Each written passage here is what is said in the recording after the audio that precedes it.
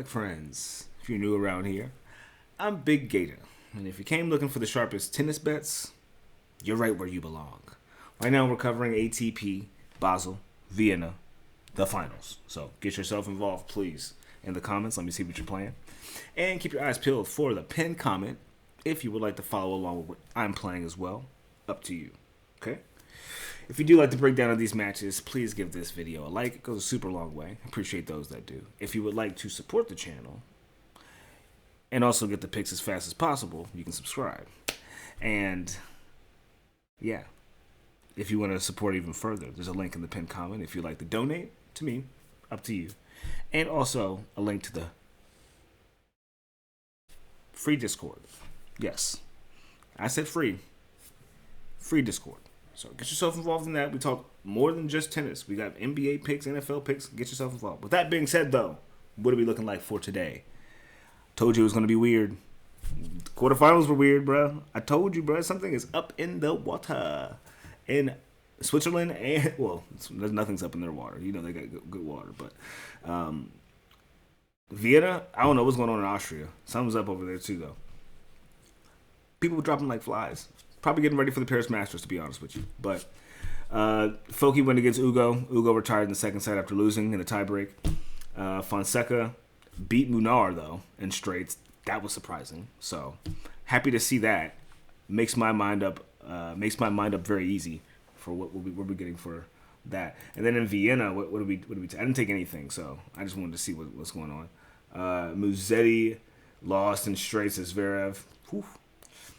Center, Diminar, obviously, right? So let's go into Basel, jump into the final, and talk about what the fuck we got going on. And the first match is going to be Alejandro Davidovich Fokina going against João Fonseca. Yes. So, funny enough, these two gentlemen have played each other once before. Earlier this year, you can go back and check it out in one of my videos for, what was the date? 8/9/25. So August 9th, 2025. Go check it out. I'm pretty sure I bet on that match and bet on Fokina to win, but he was up in the first set in a tiebreak. Is up 4-0. Up 4-0. In the second set, gets gassed out because of the heat in Cincinnati. It was a weird tournament, but he was exhausted, and he ended up dropping that set 5-4 and then retiring. Second round, but just hear me out though, okay? That was against João Fonseca. Now, let's go back to the last final that Fokina was in.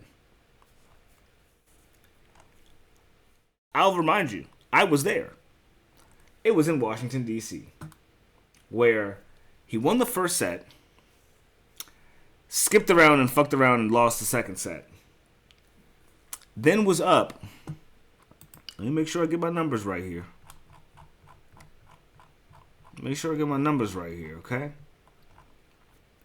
He was up 4-1 in the third set.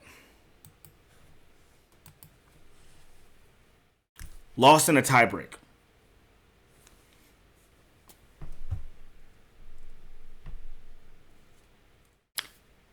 That's the information I have for you guys today when it comes to this match. I think those are the two most important moments to pinpoint about these two oppositions. Specifically about Alejandro Davidovich Fokina, right? Foki, when it comes to a final, that bag just sold. Because why the fuck didn't you finish him off? You were so close. He was 2 games away from success. And somehow blew it. Like, he blew it. Fonseca is showing to be fearless. It doesn't matter who the fuck you are. He gonna hit that forehand on you, bro. And it's gonna be smoking hot, bro. His forehand is in form. Okay? Please hear me. If there's one thing I'm sure of out of all this stuff I've been covering, it's a forehand that is smoking hot. That dude's forehand is on fire right now. Fokina is not gonna have an answer for that. I'm sorry. It may have been too hot. I think the ultimate crux to Fonseca's performances this year actually have been the crowds. So if you look at all the places he's been, Um, let's see, Germany. I don't know if there's a lot of Brazilians over there, but he played a close match against Botic van de Zandschulp, but every match before then, bro, he's been slowly adapting to high levels of pressure with a high level of fans. Like the Brazilian fans should be going everywhere. We haven't seen them in Switzerland though. It's been there's a couple of them, but it hasn't been those Fonseca. We don't hear that in Switzerland. We're not hearing that. So if that is the case, and we're seeing this dude barely drop a set, I think that's a big part of his pressure and focus that we maybe be able to capitalize on here. A quieter environment for him may give him the focus he needs to just win matches and get his forehand snapping.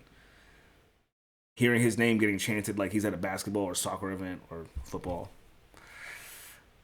it's probably really distracting to a 19-year-old who's just trying to like play some fucking tennis. And now he gets to just play some tennis in a relatively quiet, respectable environment. Not to say that everywhere else he wasn't going or was going wasn't respectable, but here they are extra quiet. They're going to be quiet in this final. So, I like his odds here, man.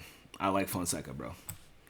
Like, this may be the one time where the fucking win rate matters. And 72% going against 47. Foki's 6-2 this season. That's not bad. Fonseca's 5-2, so not even as good. But he's yet to lose 10 games on the indoor court in his young career. 18-7. And as far as finals go, he's won some titles already.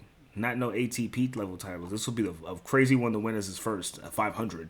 But he's been due for one, I think. He's been good enough to win one. He just has only been able to get a few challengers. Actually, what? He won Buenos Aires, actually. I'm bugging. So he did get a title this year. On the clay. But we'll see how well he can adjust for this final. I like the Fonseca odds, man. Call me crazy. And what they got him at? Oh, minus 126. Let's go. Let's go. Yes, it's a good price point. If you want to take Foki for a set, if you think I'm wrong, take him for a set, or just take him because you think he's going to win. Up to you. I'm not doing it because I gave you two separate examples that are going to be put together, okay? He was up against him, ended up dropping. When this guy is down, Fonseca, when he's down, he's going to keep playing like he can win the match. When Foki is tired, he going to let the match go. He hasn't had to play a lot of tennis, though. That's the one caveat here. These guys haven't had to play a lot of tennis, right? They've had damn near 2 matches that they've had to fully play, but the other 2 they've kind of like either had a walkover or some bullshit happened where they played half of it and then the other person retired. So both of these guys should be relatively well rested, right? Like they've only played like 8 or 9 sets. It's a lot of tennis still. On a 19-year-old's body, I think he's good. On a 26-year-old's body, I think it does maybe a little bit more after the tank comes out, you know? So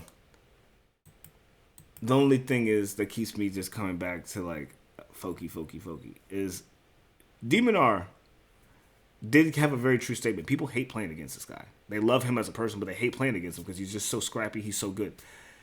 But that's people that are his age. This young kid, he hits really hard. I think that with it being in a vacuum and there is no heat factor that did weigh down on Foki, I still think that Fonseca will have the focus of the lack of crowd to like carry him through a final. I think that he is just all too determined.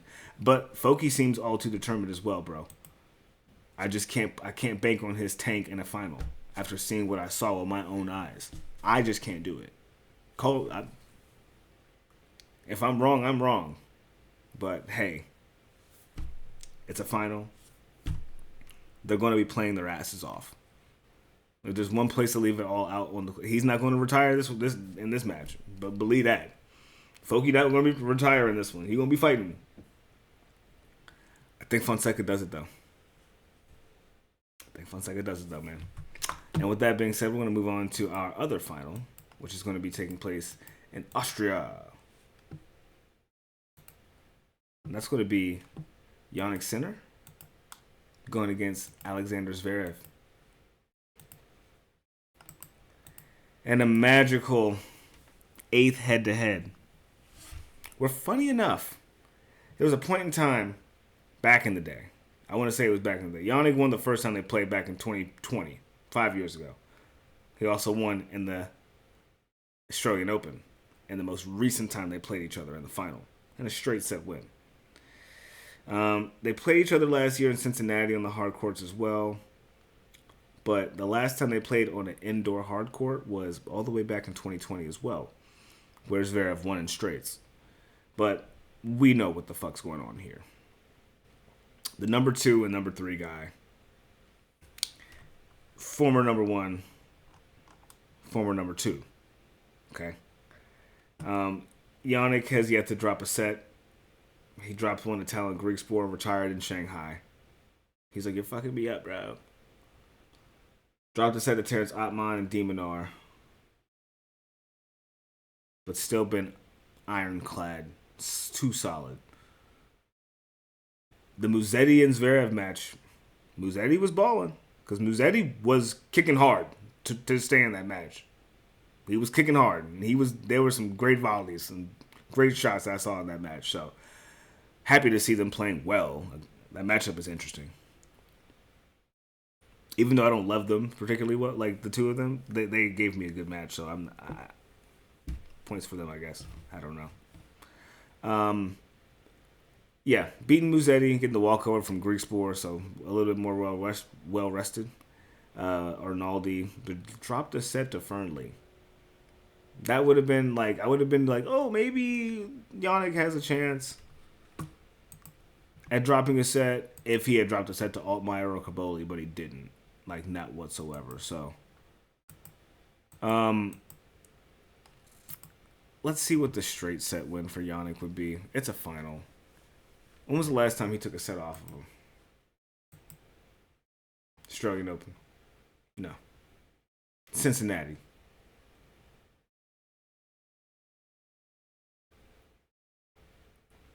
What an interesting history they have. Zverev's beaten him more than Jannik's beaten him. It's 4-3 Zverev, but like Jannik is minus 1,200. To make it interesting, I would just like literally go for what? Fucking 2-1 just for the money at that point, but bro, keep it a bean. I would just take the money line here. Be just satisfied with my free leg that boosts my other odds on my other leg, which is probably going to be Fonseca. So, he's minus 900. Oh my god. Sinner is minus 900. Zverev is plus 600. To win in straights would be minus 225, but to win in 3 would be plus 285. So, if you're looking for some money on the final on a Sunday and want to go for that, I'd say don't do that. Go for a fucking spread.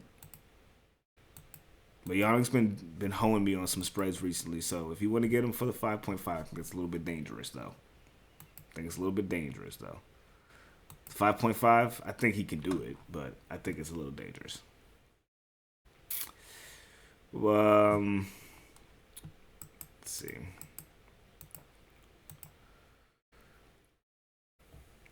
Jannik is now, I think, on a 20-match winning streak.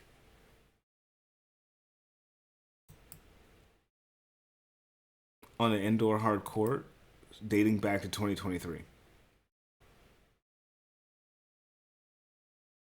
His match win against Demonar was his 20th indoor hard court win in a row. He hasn't lost a fucking match on this surface since 2023. Like, what the fuck are we talking about right now, bro? What the fuck are we talking about? 4-2 already. Who are the two you lost to, Zverev? Taylor Fritz and Demonar in the Laver Cup. All right, who'd you lose to? Who you lost to last year? Taylor Fritz. Musetti, and Taylor Fritz. Yeah, you're not about to stop it. We're done here. Thank you guys for tuning in with this. Didn't have to be this long, but don't got to go to the pin comment. You can just hear me out and say this. I'm taking the Fonseca and center money line. I found it somewhere for plus 100. Take it, run with it, use it. Thank me later. If you wanted to go for some little extra smoke, which you can really do to go for some, you can take Yannick Sinner over 12.5 and pair that with Fonseca going over 12.5. Total points, total games won. And that's a plus 185 bet for you. I might run that just to give you some seasoning on your smoke, Up to you guys, though. Up to me, actually. And I'll think about it. Okay? Anyway, that covers the finals, but thank you guys for tuning in for this week. It's been a weird week, but still got some wins, some good wins. Still in the plus. We're going to be wrapping up October soon, so if you're looking for a full recap of how we do each month, the stats will be provided in my Discord. I do keep it up in the pinned comment as well, but if you're looking for the deeper breakdown of every day and every slip, you can get that in my Discord. What's next? Paris Masters. And I've seen a few people in that draw. I seen Tien in there. I seen your boy, I think Medvedev is in there. I think Nuno Borges. That's not my boy, but I know that's somebody's boy in here. Anyway, we'll talk more about it tomorrow. Enjoy the final. Love you all. Peace.